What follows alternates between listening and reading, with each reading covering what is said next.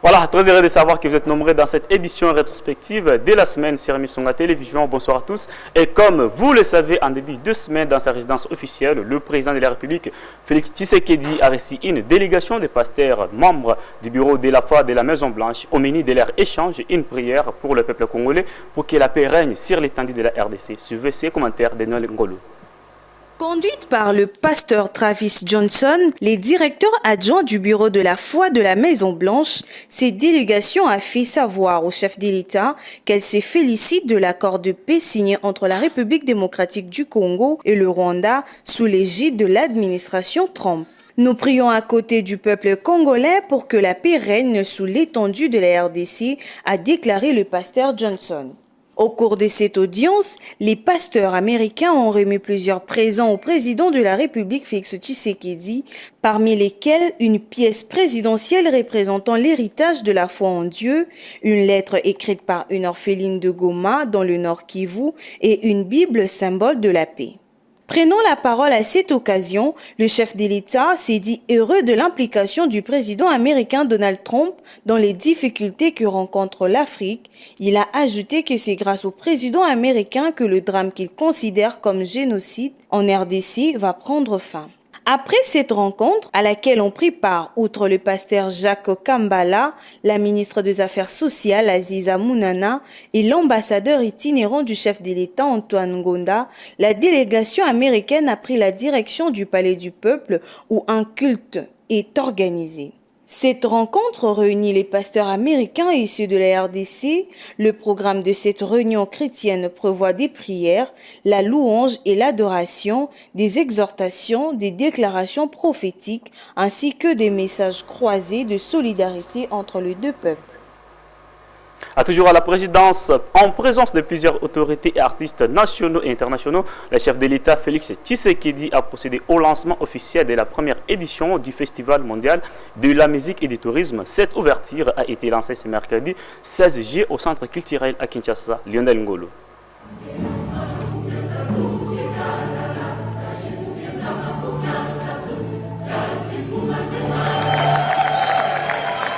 Sous l'hymne national interprété en 4 langues nationales, le chef de l'État Félix Tshisekedi a lancé la première édition du Festival mondial de la musique et du tourisme organisé à Kinshasa, capitale de la République démocratique du Congo. Dans son allocution d'ouverture, la ministre de la Culture, Yolande Lebe, je citais, a remercié le président de la République pour avoir accepté la tenue de cette première édition à Kinshasa.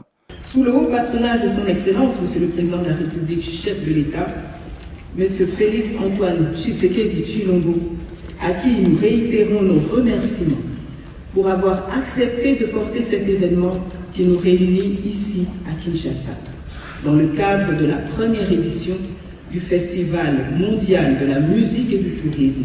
C'est une trajectoire historique, un fil d'or reliant l'Afrique et ses enfants dispersés. Dans son discours, le chef de l'État a souligné l'importance de la culture et du tourisme comme pilier du développement durable et de la diplomatie culturelle en République démocratique du Congo. C'est pour moi un grand honneur d'être parmi vous ce jour à l'occasion de la cérémonie d'ouverture du tout premier Festival mondial de la musique et du tourisme.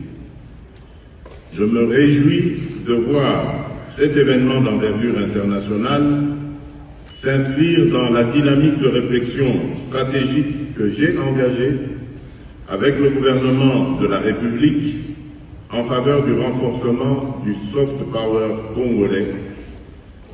Ce festival incarne pleinement notre volonté de mobiliser les forces culturelles et créatives de la nation pour raffermir l'unité nationale et projeter avec fierté et ambition une image renouvelée, positive et inspirante de la République démocratique du Congo sur la scène internationale. Ouvert le premier festival mondial de la musique et du tourisme.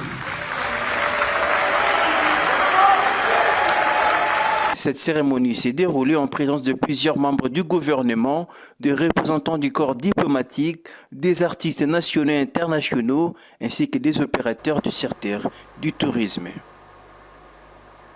La Première ministre Judith Suminwa a échangé ce lundi 14 juillet avec le panel des facilitateurs de la médiation africaine pour la paix en RDC. Au menu de leur discussion, l'avancement du processus de paix visant à mettre fin au conflit dans l'est de la RDC. Suivez. Au sortir de la rencontre, Catherine Samba a indiqué l'importance de s'entretenir avec les autorités congolaises. Il était important pour nous, dans le cadre de la mission que l'Union africaine nous a confiée, de rencontrer les autorités pour avoir leur perspective sur les processus de paix qui ont eu lieu et en cours, et également de rencontrer par la suite les principaux acteurs de la crise congolaise et les populations pour voir ensemble ce qu'il était possible de faire pour consolider donc les divers accords de paix. Ces médiatrices de l'Union africaine saluent aussi l'accord de paix signé le 27 juin dernier, étape importante qui jette les bases en vue d'une issue favorable pour la suite du processus de paix dans l'Est, ainsi tourner la page de la crise dans cette partie de la République démocratique du Congo. Catherine Samba a par ailleurs exhorté la population congolaise à s'imprégner de cet accord. Nous voulons que la population s'imprègne de cet accord, s'approprie cet accord et que la population sache que c'est une ouverture vers une démarche pour aller vers la paix et la stabilité en République du Congo. Décidément, tout conduit vers le retour de la paix en République démocratique du Congo, surtout dans sa partie orientale, objet de guerre et des affrontements depuis plusieurs décennies.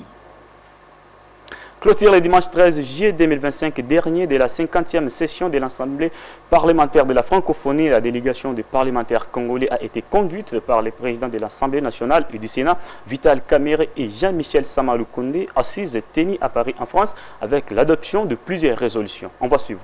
Ces assises ont abouti sur plusieurs résolutions qui ont marqué les décisions finales de ces travaux de Paris et parmi lesquelles celle de l'adoption de la résolution soutenant l'accord de paix signé à Washington entre la République démocratique du Congo et le Rwanda, afin d'ouvrir une nouvelle ère bilatérale entre le gouvernement et le Parlement. Cette volonté s'est traduite par les accolades symboliques entre le président de l'Assemblée nationale de la République démocratique du Congo et le vice-président de la Chambre basse de députés du Rwanda. Je vous explique toute ma gratitude.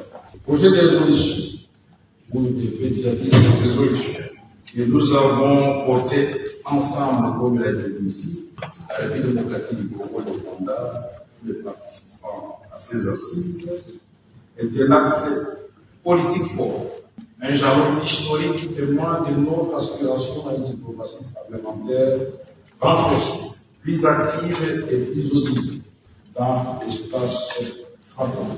En agissant comme nous l'avons fait, en apportant un soutien clair et sans ambiguïté aux efforts de paix dans la région du Rwanda et plus particulièrement l'Est démocratique du Congo, à travers les différents processus en cours, nous avons trouvé que nous pouvions tenir fermement les gouvernails et éviter qu'on arrive dans lesquels nous sommes tous embarqués déjà connaître nos naufrages.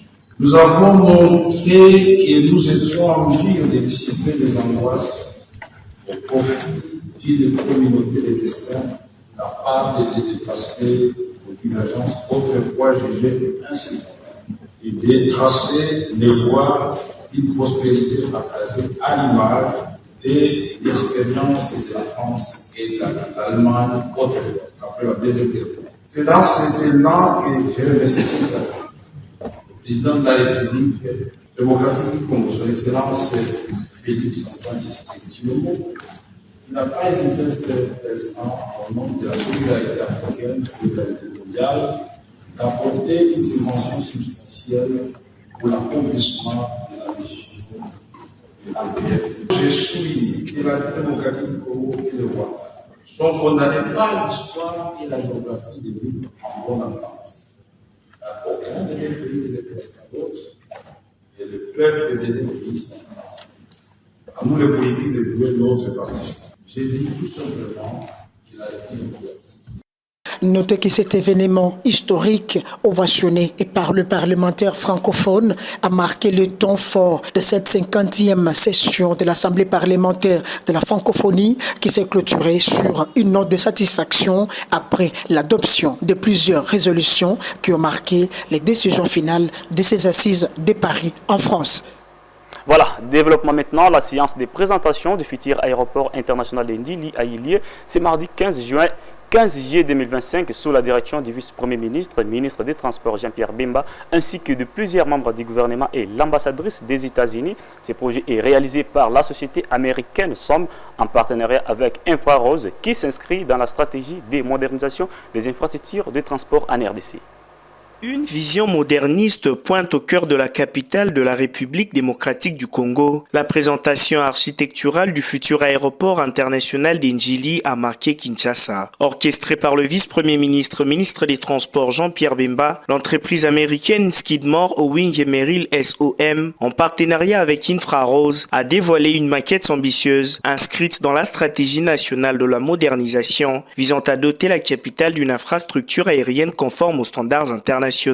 Investissement salué, ambition affirmée, la ministre d'État en charge des Affaires étrangères, Thérèse Kayikwamba-Wani, a salué l'engagement des États-Unis à travers ce projet. Je pense que de la perspective de notre ministère, mais c'est un avis qui a été partagé par plusieurs autres collègues aussi, c'est évidemment une symbolique extrêmement positive de voir une entreprise de renommée américaine s'investir dans ce projet d'une telle symbolique. C'est la porte d'entrée vers la République démocratique du Congo et ça nous montre justement que dans notre logique de rapprochement avec les États-Unis d'Amérique, nous ne restons pas dans une optique qui se limite, comme certains le pensent, uniquement sur les questions de minerais stratégiques, mais plutôt une compréhension beaucoup plus large. Et je pense que ce sera un projet emblématique qui nous montrera comment on pourra aussi imaginer un partenariat plus étroit entre la République démocratique du Congo et les États-Unis d'Amérique. La représentante d'Infrarose a pour sa part exprimé sa satisfaction. C'est le projet de la nation. Donc il est extrêmement important pour nous de comprendre quelles sont les exigences du gouvernement congolais pour livrer vraiment une infrastructure stratégique qui soit à la hauteur de l'ambition du pays. En misant sur des partenariats internationaux solides et une architecture de pointe, la RDC affirme sa volonté de se reconnecter au monde de façon moderne, fiable et durable. Une promesse d'envol vers un avenir structuré. En santé maintenant, le ministre de la Santé publique Roger Kamba avait fait le point sur la situation épidémiologique des choléra recensés en République démocratique du Congo et recommandé une observation des règles d'hygiène strictes. Cette briefing avait eu lieu ce lundi 14 juillet 2025 à la salle Mama Angebi à Kinshasa. Commentaire d'Ivinciala. La situation sanitaire en République démocratique du Congo a atteint un niveau aigu causant de morts. Cette recrudescence est due aux inondations polluantes ainsi l'eau de rivière qui est souvent prise par la population riveraine. Dr Samuel Roger fait le point en évoquant quelques causes de cette épidémie. Il arrive que un certain nombre d'éléments font que la maladie prenne de l'ampleur. Et cette année, il s'est passé quelque chose. C'est qu'on a d'abord eu des déplacements des populations. Comme je viens de dire que c'est une maladie qui est surtout à l'est du pays.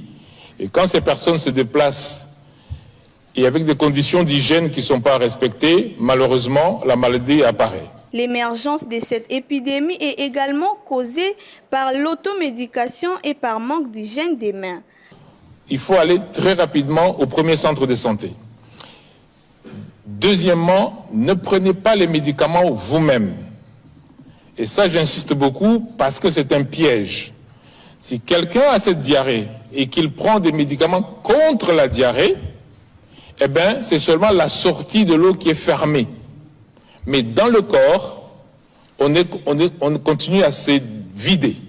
Ce qui fait que ça va gonfler dans le ventre, mais en réalité, vous êtes en train de vous vider parce que vous avez seulement fermé la sortie. Rappelons que la RDC a enregistré 35 000 cas, 2085 cas à Kinshasa, avec 9% de taux de mortalité en 27 semaines.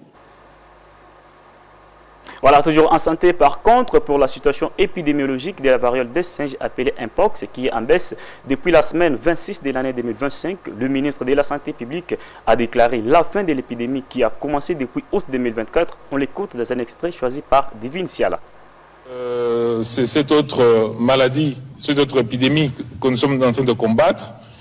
Par contre, Mpox, on a plutôt de bonnes informations parce que à la semaine 26, on n'a pas encore compilé la semaine 27, à la semaine 26 de cette année, Mpox touchait seulement 51 zones de santé.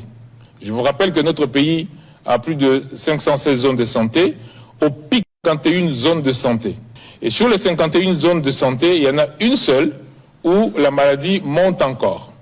Donc, on va dire que Mpox, à l'heure d'aujourd'hui, nous sommes en train de toucher à la fin de l'épidémie qui a commencé en août de l'année dernière. Et quand on regarde maintenant dans les hôpitaux, dans les centres de traitement d'Mpox, on voit que sur 100 lits, il y a seulement 25 lits qui sont occupés par les malades.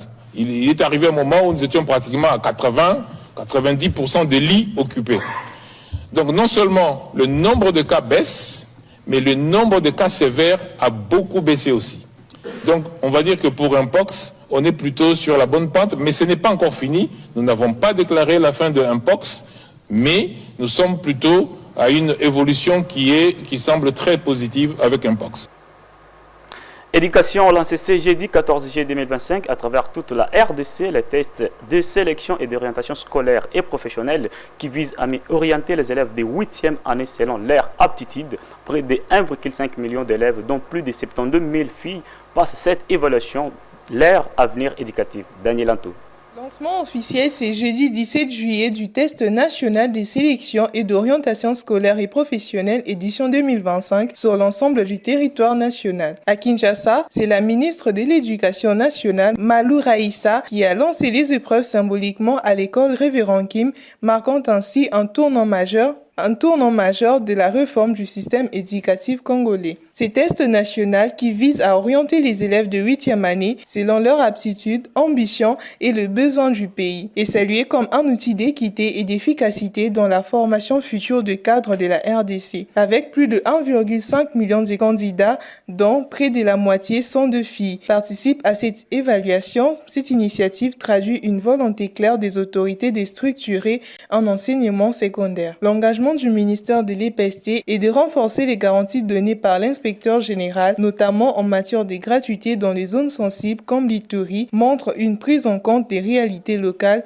et un effort de transparence dans l'organisation. Les images venues de Kindu, Nord Kivu, Maniema et d'autres coins du pays illustrent une mobilisation nationale, preuve de l'ampleur de cette réforme qui se trouve en face des ambitions de la nouvelle citoyenneté qui place les élèves au cœur du système avec pour ambition de faire de chaque Congolais un citoyen éduqué, utile et responsable. En province maintenant, un incendie de grande ampleur a ravagé plusieurs maisons dans les quartiers Nkafou, près de l'usine Bralima. Faute d'intervention rapide, c'est la population qui a dû contenir des flammes, exposant une fois de plus les limites du système anti-incendie en RDC. Le drame s'est produit ce dimanche 15 juillet et donc commentaire de Jean-Luc Niati. D'une violence exceptionnelle s'est déclarée ce dimanche 13 juillet 2025 dans le quartier Nkafou, à proximité de l'usine Bralima en plein cœur de Bukavu. Le feu dont l'origine reste encore inconnue s'est rapidement propagé dans cette zone densément peuplée, ravageant plusieurs habitations. Malgré l'urgence, l'intervention des pompiers s'est fait attendre. Comme c'est souvent le cas et pour cause, les moyens logistiques manquent cruellement, les camions sont peu nombreux, souvent mal entretenus et les voies d'accès insuffisantes dans ces quartiers non viabilisés. Ce drame met crûment en lumière l'état de délabrement du dispositif de lutte contre les incendies en RDC. Dans la plupart des villes du pays, la gestion des incendies repose presque exclusivement sur la débrouillardise des habitants, car à chaque feu, c'est le même scénario. La contenance des flammes avec des seaux d'eau ou des sacs de sable, initiative urgemment entreprise par la population. Pendant ce temps, les pompiers en sous-effectif arrivent trop tard ou restent bloqués faute d'accès. Aucun système d'alerte rapide, aucune structure et financement pour une véritable politique de lutte contre les incendies. Cela passe par la création des brigades locales équipées, la réhabilitation des voies d'accès, l'installation des bouches d'incendie, mais aussi par une campagne de sensibilisation aux risques domestiques. Tant que ces mesures ne seront pas prises, chaque incendie continuera d'exposer non seulement les failles du système, mais surtout l'abandon dans lesquels sont laissés des quartiers entiers face aux catastrophes évitables. Ce 15 juillet, le monde entier a célébré la journée mondiale des compétences des jeunes initiée par les Nations Unies et l'Organisation internationale du travail à New York. Cette journée a été marquée par le chômage jeune, causant plusieurs défis à l'avancement de l'intelligence artificielle. Commentaire de Divine Kaogo. Instituée par l'Assemblée générale des Nations unies en 2014, la Journée mondiale de compétences de jeunes vise à sensibiliser le monde à l'importance d'équiper les jeunes de compétences adaptées au marché du travail depuis ses premières célébrations en 2015. Cette journée met l'accent sur l'éducation technique et professionnelle essentielle pour l'intégration de jeunes dans une économie mondiale en perpétuelle mutation. Elle offre également une plateforme de dialogue entre gouvernements, institutions éducatives, entreprises et jeunes eux-mêmes. L'importance de cette journée est d'autant plus grande aujourd'hui. Face à un chômage de jeunes en hausse, on trouve vraiment qu'aujourd'hui, dans notre pays, la République démocratique du Congo, le taux de chômage est vraiment élevé. Bon, nous avons eu à voir la fois passée avec la ministre de la Jeunesse qui allait rencontrer plutôt le ministre de l'Industrie afin de créer au moins quelque chose pour que la jeunesse puisse s'occuper de cette nation. L'acquisition de compétences numériques et l'accès à l'intelligence artificielle deviennent ainsi une réponse urgente pour préparer le jeune au métier d'avenir. Je pense que l'intelligence artificielle joue un rôle crucial, tant bien évidemment par ses avantages, entre autres. L'intelligence artificielle, c'est bien évidemment l'intelligence de l'homme inclus dans une technologie. Alors, il faut comprendre que cela a un rôle très important, comme je le disais tantôt au début. Entre autres, l'intelligence artificielle peut faciliter à un homme ou à un jeune, puisque là on parle de jeunes, de pouvoir mieux se documenter. Le thème retenu cette année est « Donner aux jeunes le moyen d'être des acteurs du changement grâce aux compétences numériques et à l'IA », le reflète une vision tournée vers l'innovation. Dans la capitale congolaise, c'est un phénomène qui bat record et qui n'échappe à aucun tronçon de la ville de Kinshasa qui s'appelle embouteillage et une situation qui cause d'énormes difficultés aux usagers qui malheureusement pour y faire, il fait face des heures et aussi adapté à leur arrivée au travail. Aucun coin de la capitale échappe à ces phénomènes embouteillage devenus monstres, impactant tout de même les quotidiens des populations et paralysent la circulation. À la base, on est entre routes en mauvais état et tronçons en réhabilitation. Nous citons les avenues du tourisme, communément appelé Nzela et Maï, également Lemba, dans ses coins le plus chaud, Super et Bypass, l'avenue de l'ex-24 novembre, le croisement Bokassa-Kabambar, difficile de citer un coin et laisser un autre. La mobilité urbaine est devenue un véritable calvaire, surtout dans ces axes le plus congestionné. On retrouve Lemba Foire et Super Lemba, boulevard Triomphal vers Sendoué, Pont-Cabus pour les usagers de l'IMT, IPN via Ngouma et DGC via le Centre supérieur militaire, les avenues de Kiri, Pompage Mimosa et avenue du tourisme où la circulation est quasiment impossible, le boulevard Lumumba sur le tronçon des Bonhommes et Pascal, tous ces coins, le dépassé relève d'un exploit. Face à cette situation préoccupante, le Kinois réclame des solutions tirables et pour désengorger les routes et fluidifier la circulation. Voilà, et en sport pour terminer, l'aventure s'est arrêtée pour les Léopards dames de la RDC, éliminés après leur troisième défaite consécutive contre la Zambie et sur le score de 1-0 en match de la troisième journée de la Coupe d'Afrique des Nations 2025. Je vous propose un retour, c'est l'essentiel de cette rencontre. Dans une rencontre où l'intensité n'a pas suffi à combler les lacunes techniques, les Léopards dames se sont inclinés 1-0 face à la Zambie. Le but concédé en première période sur coup de pied arrêté a mis les Congolaises sous pression. Malgré quelques bonnes séquences, notamment sur les côtés, l'équipe a manqué de justesse dans le 30 derniers mètres pour espérer revenir au score. La Zambie, plus sereine dans sa gestion du match, a su conserver son avantage jusqu'au coup de sifflet final. En réaction après match, le sélectionneur Hervé Hapi a félicité ses joueuses malgré la défaite. On était venu ici pour gagner. Bon, voilà, on perd 1-0 sur, je dirais, un but casquette. Mais je retiendrai le contenu, la qualité de jeu. En plus du match du Maroc, là cette fois-ci, nous n'avons pas fait que défendre, nous avons aussi produit du jeu. Donc vraiment, je suis fier de mes joueuses. Elles ont fait un grand match. Elles auraient mérité de marquer un but. Mais vraiment, on peut les féliciter. On voit la progression de l'équipe par rapport au premier match. Voilà, donc j'espère que l'équipe va continuer à progresser. Et je peux vous dire que dans les prochaines compétitions, il faudra compter sur nous, quoi. Un discours lucide qui traduit la volonté de corriger le tir rapidement. Il faudra plus de cohésion et de maîtrise pour espérer revenir en force lors des prochaines échéances.